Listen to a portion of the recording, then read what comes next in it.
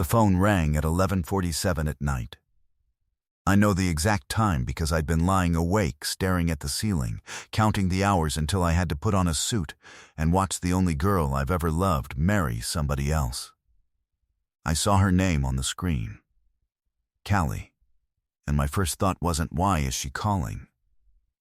My first thought was, of course she's calling. She always calls me the night before something big. I didn't know yet that this was the phone call that would break everything open. I answered it the way I've answered her calls for 22 years.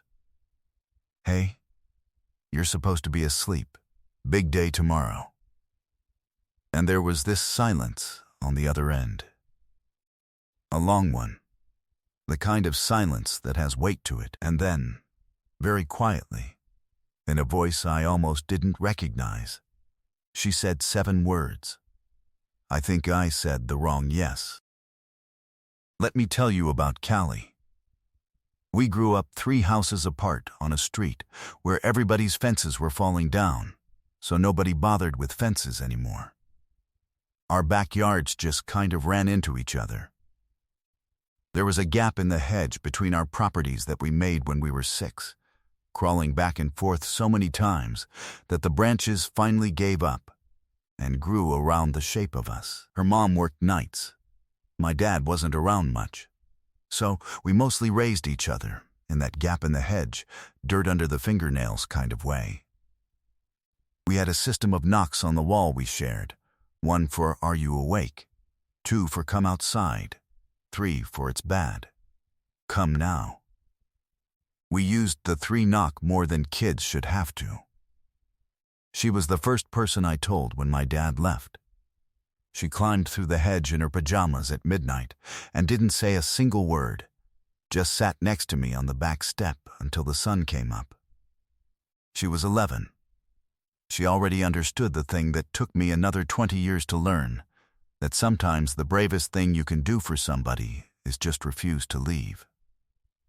I was in love with her by the time I was 14. I know because I remember the exact moment.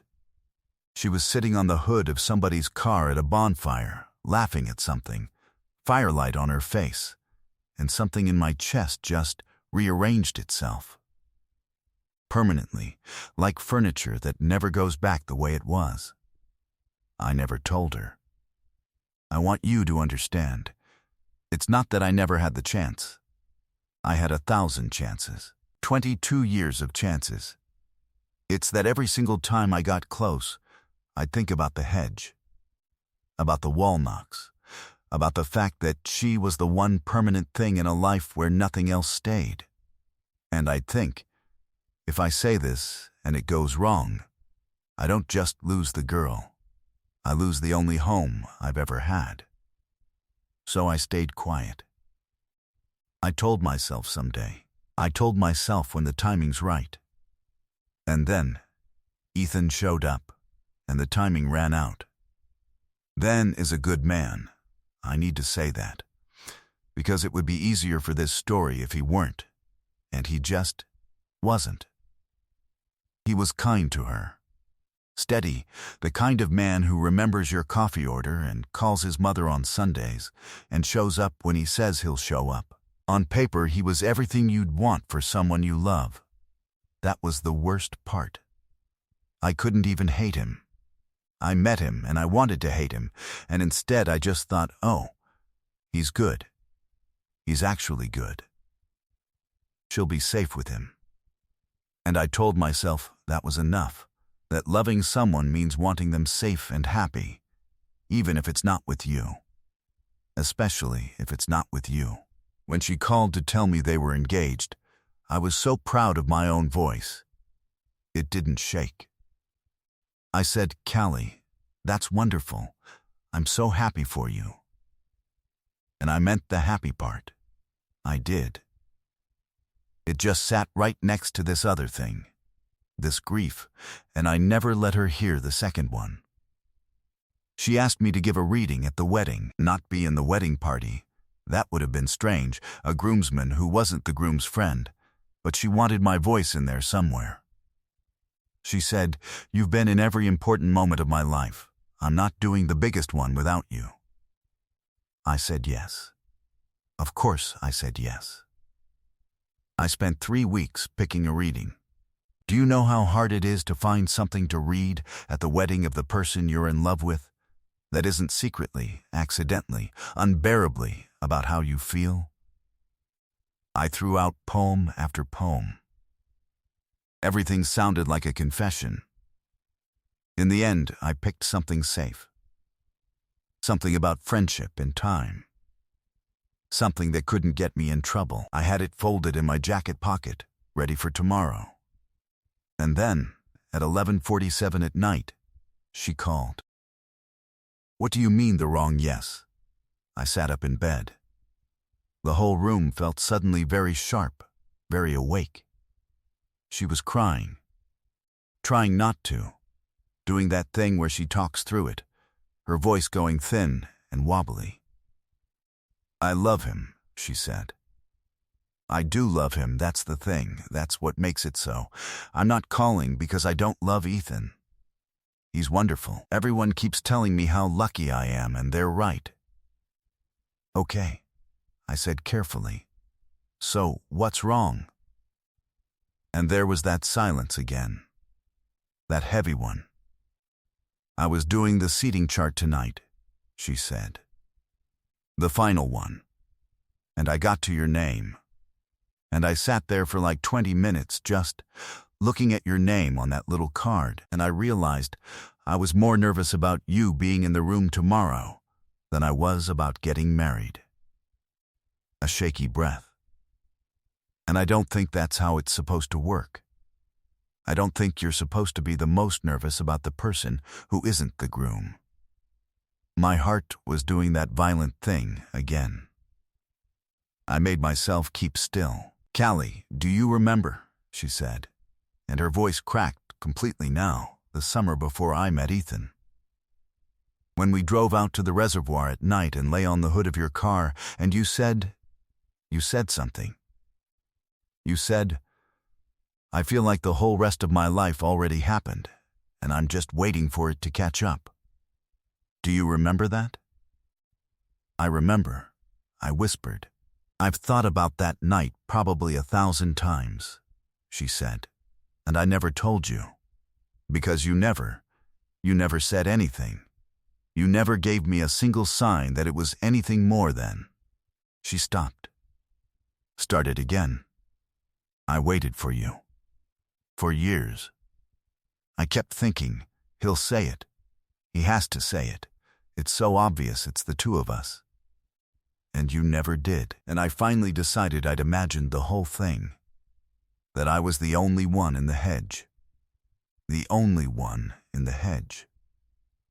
22 years, and we'd both been sitting on the same back step in the dark, each one certain we were alone. I have to tell you what I almost did. I almost did the cowardly thing. One more time. For old time's sake. Because I could hear where this was going, and every instinct I'd spent 2 decades building screamed at me to protect the permanent thing. She was getting married in 14 hours. There were 200 people coming. There was a good man asleep somewhere who thought tomorrow was the happiest day of his life. And there was me, holding a folded-up safe little reading in my jacket pocket, one honest sentence away from detonating all of it. The safe move was to say, "Callie, it's cold feet.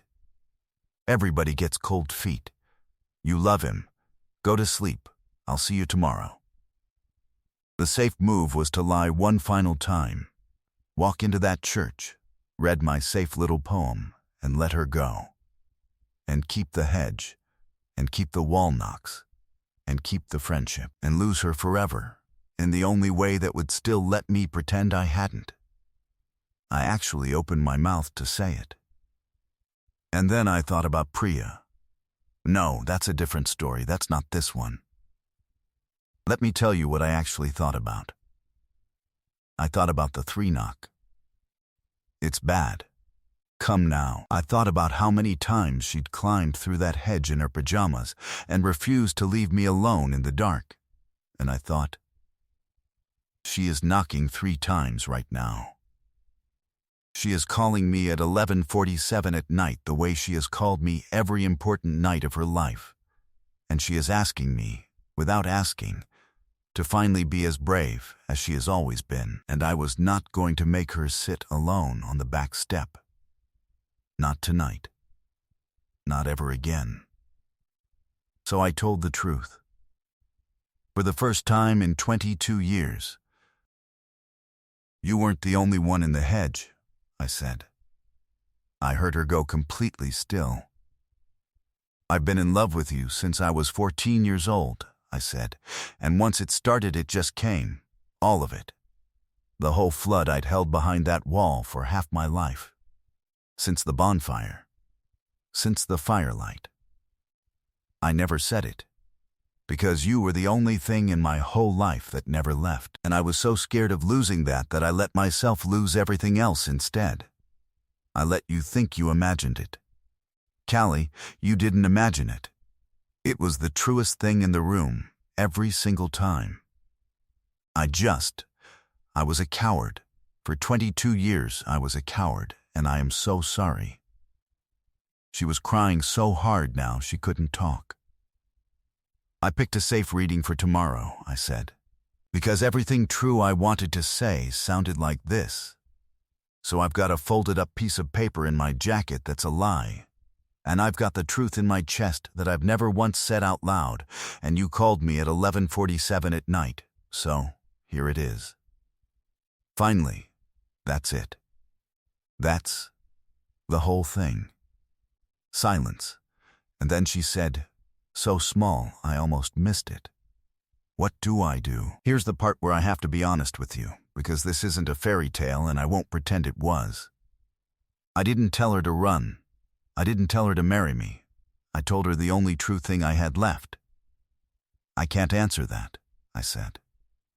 I've had 22 years to be brave and I wasted every one of them, so I don't get to be the one who tells you what to do 14 hours before your wedding. But I can tell you this.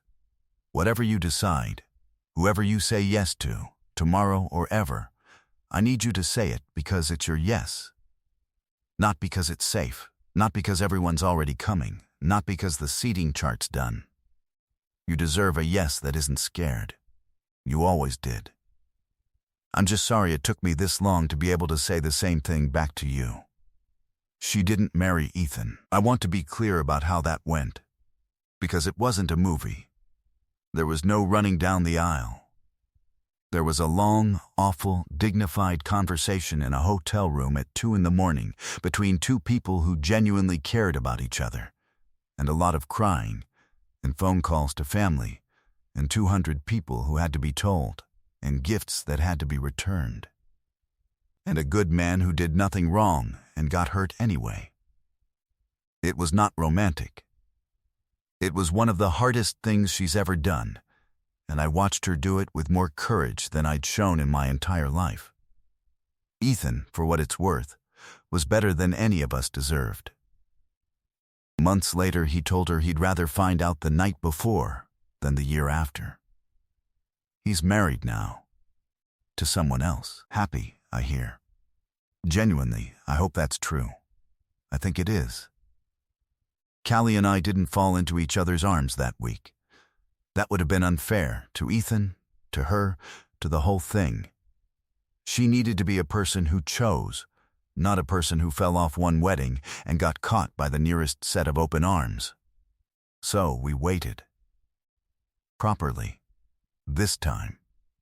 On purpose. For almost a year, we were just what we'd always been. Wall knocks. The gap in the hedge. 2 people 3 houses apart. Except now, there was nothing hidden between us anymore. And that changed the quality of the quiet. It got easier. Lighter. Like setting down something I'd been carrying so long I'd forgotten it had weight. And then one night, about 11 months later, she knocked on my door. The actual door, not the wall. Standing there in her pajamas like she was 11 years old again. And she said, I've thought about it for a year, and I'm not scared anymore, and I want to say it out loud so we're even." She took a breath. "It's you. It was always you. That's my yes. The right one this time." We got married 2 years after that. Small, in her mom's backyard, which is really our backyard, which is really the same backyard, because the fences fell down decades ago and nobody ever bothered to put them up. There's still a gap in the hedge between our old houses. We drive past it sometimes. It's grown a little, but it's still there, that shape 2 kids wore into the branches, crawling back and forth, refusing to leave each other alone in the dark. So here's what I know now. The most dangerous thing in the world isn't saying the wrong thing. It's saying nothing at all, for so long, that the person you love finally gives up and starts building a life without you in the center of it. She almost said the wrong yes because I spent 22 years too scared to give her a reason to wait for the right one. She was brave enough to pick up the phone at 11:47 the night before her wedding. The least I could do, finally, was be brave enough to answer it with the truth. If there's a name on a little card somewhere that you can't stop looking at, if there's a person you've turned into a someday because saying it out loud feels too much like risking everything, I'm whispering this to you across whatever dark you're sitting in right now. Say it before the night before. Don't make them pick up the phone at 11:47 to find out you felt it too. Be the one in the hedge. Say it first. End.